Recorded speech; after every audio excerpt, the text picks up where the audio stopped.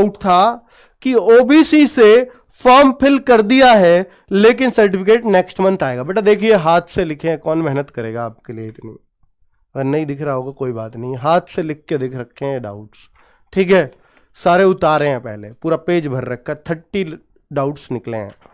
तो ओबीसी से form fill कर दिया है लेकिन सर्टिफिकेट नेक्स्ट मंथ आएगा, तो बच्चा नेक्स्ट मंथ आएगा नहीं चलेगा, क्योंकि उन्होंने बोला है फॉर्म की लास्ट डेट से पहले पहले आपके हाथ में सर्टिफिकेट हो तो आप जनरल में ऑटोमेटिक काउंट कर ले जाओगे। अगर फॉर्म भी भर दिया ओबीसी से तो टेंशन नहीं है, ठीक है। चलिए, तो इसकी वजह से कोई फॉर्म रिजेक्शन नहीं होगा, आप एग्जाम दे पाओगे, जनरल में काउंट कर दिए जाओगे। चलिए, फोटो 2020 का अपलोड कर दिया है, डेट 2020 की ही डली हुई है।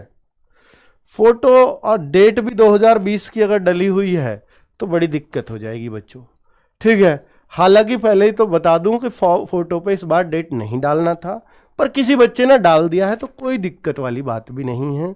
लेकिन 2020 का डाल दिया है तो इससे उसको भी पता लगेगा कि भैया 3 महीने का मांगा था 2020 वाला पुराना, तो इस बात पे वो रिजेक्ट कर सकता है अगर चाहे तो। पर हो सकता है क्योंकि सिस्टम सॉफ्टवेयर है वो डेट उठाएगा नहीं, इसलिए चला भी सकता है, कोई दिक्कत शायद ना आए, ठीक है।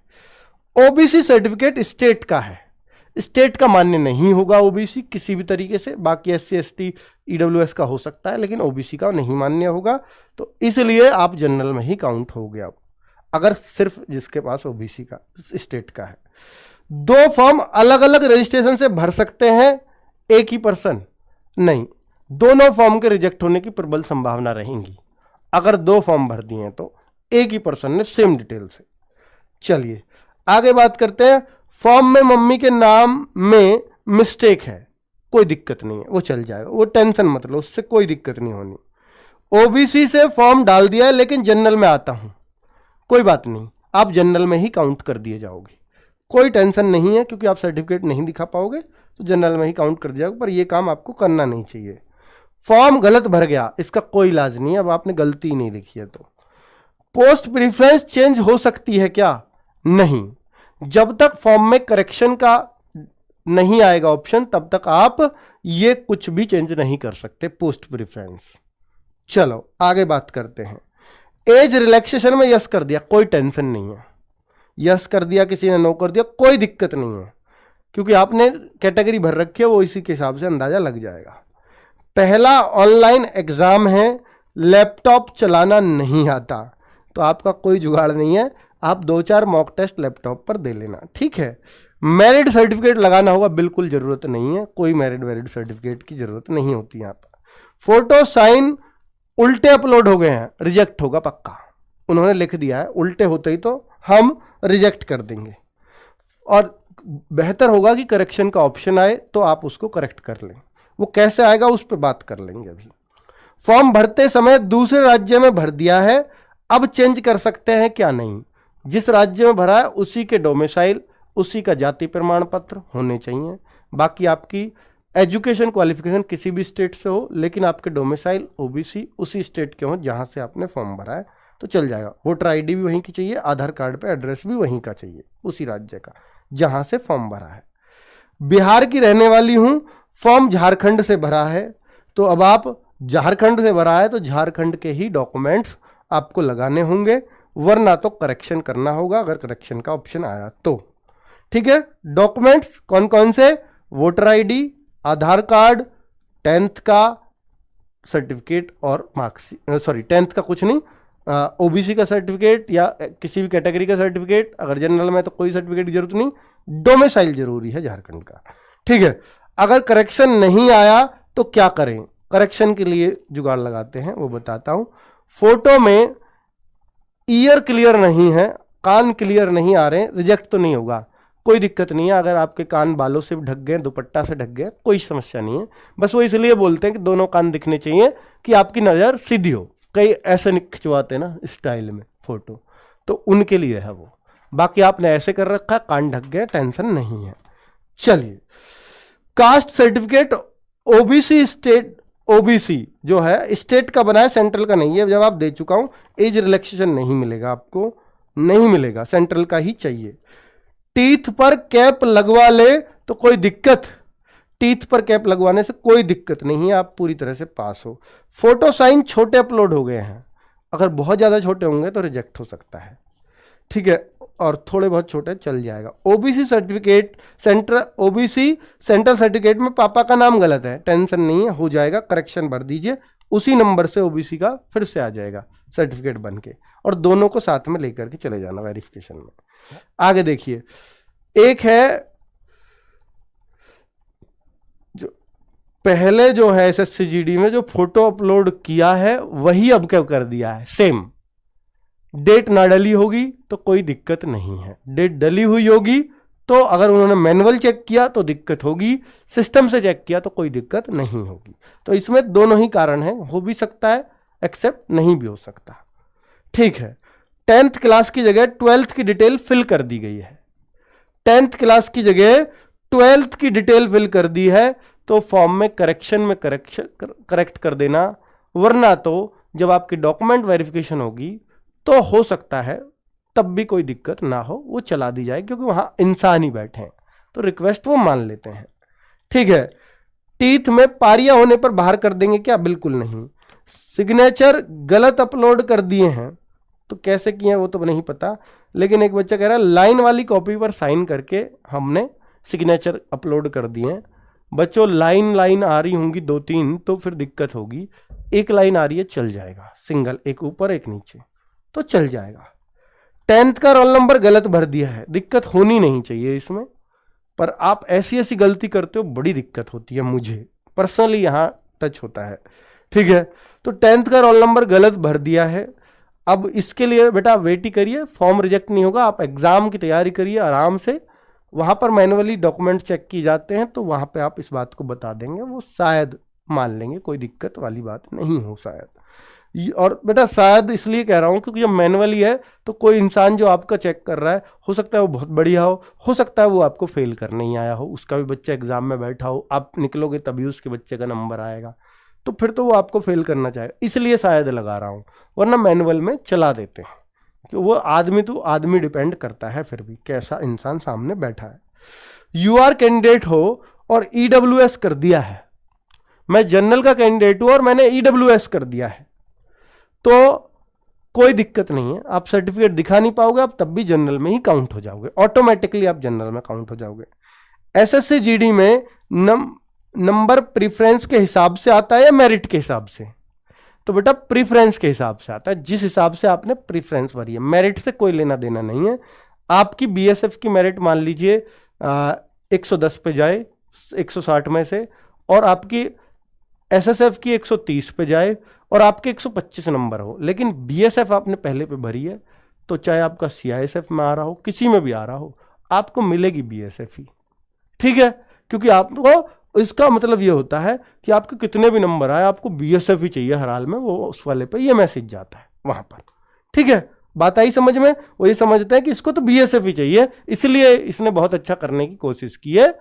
अब चाहे वो मेरिट कम जाए वो अलग बात है, लेकिन इसको चाहिए, नंबर अच्छे लाया तो इसकी फर्स्ट चॉइस इसको जरूर देंगे, ऐसा होता है।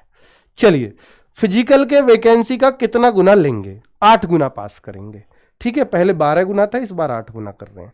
फॉर्म में जीमेल गलत डाल दी, फॉर्म में जीमेल गलत डाल दी, टेंशन नहीं है, नंबर सही है तो उससे सारा काम हो जाएगा, मोबाइल नंबर सही है तो, ठीक है।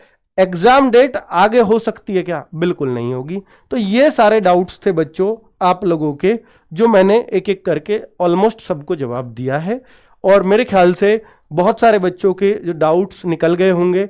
अब बच्चों समस्या ये आती है कि फॉर्म, देखिए हाँ, 2 बच्चों ने ऐसा भी पूछा था, देखिए ऐसी ऐसी गलतियां कर रखी है बच्चों ने। डेट ऑफ फोटो आप देख रहे हो, एक बात, एक बच्चे ने यहां डाल रखा डेट ऑफ फोटो पे डेट ऑफ बर्थ ही डाल दिए 2/9/2001। अब आप सोचिए, वो सोचेगा 2001 का फोटो है खिंचा, अब तो इसके बाल बच्चे इसके बराबर हो रहे होंगे, तो आप ये डेट ऑफ DOP भी लिख रहे हो, DOP मतलब डेट ऑफ फोटो, तो बहुत दिक्कत हो सकती है।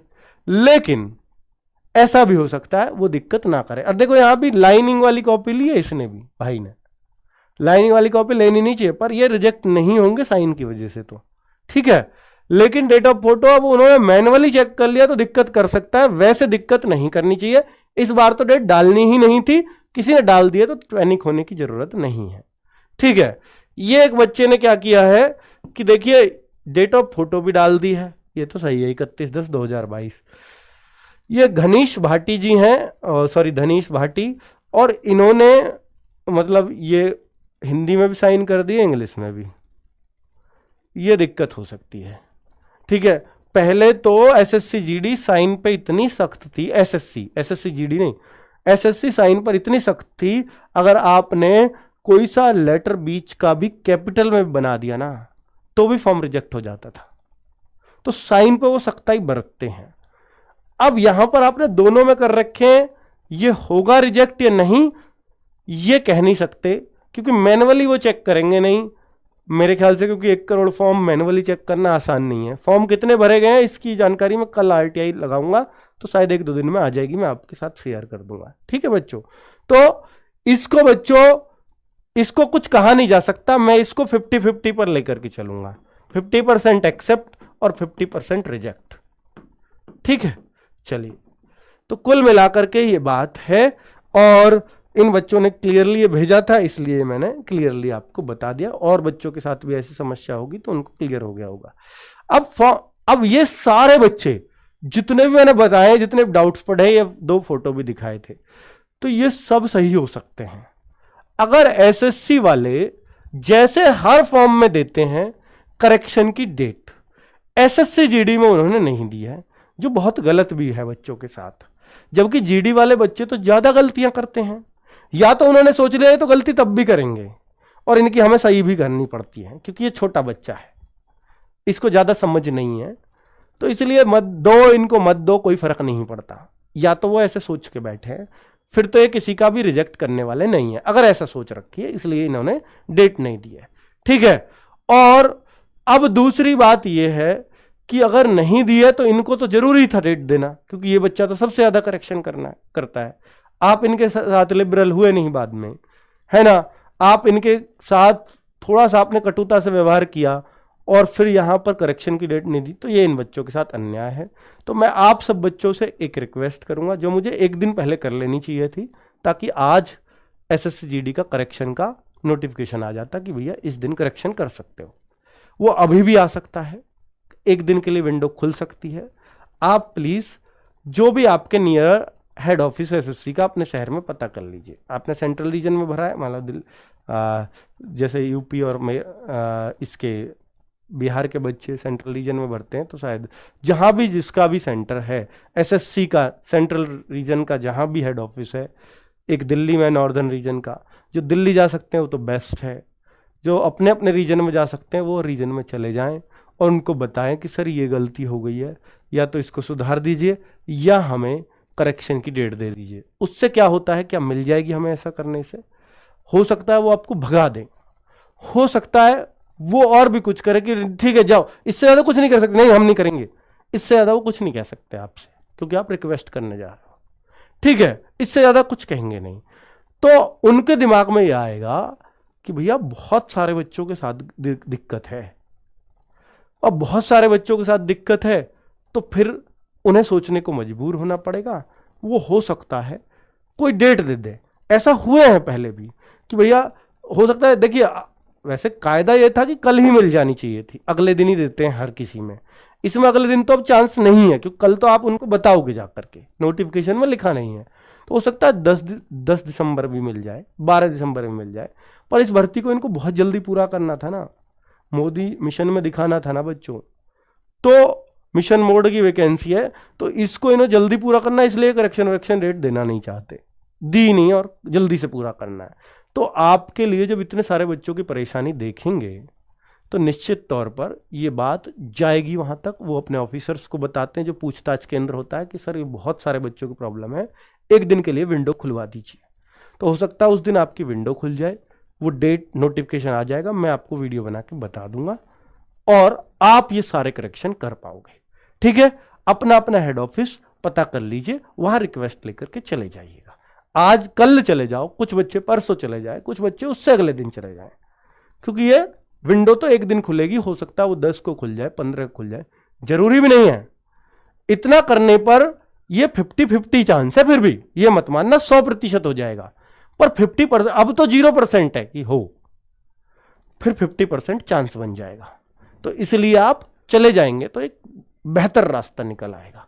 ठीक है बच्चों, ओके, उम्मीद है कि आपको मेरी बात समझ में आई होगी और आप इस पर अप्लाई कर लेंगे। वरना मैंने आपको बता दिया, रिजेक्शन फॉर्म के बहुत कम चांस हैं, डॉक्यूमेंट वेरिफिकेशन में बहुत सारे बच्चों को थोड़ी थोड़ी दिक्कत आ सकती हैं, तो उस वजह से भी ये करेक्शन होना जरूरी है। ठीक है, ओके, नमस्कार, धन्यवाद।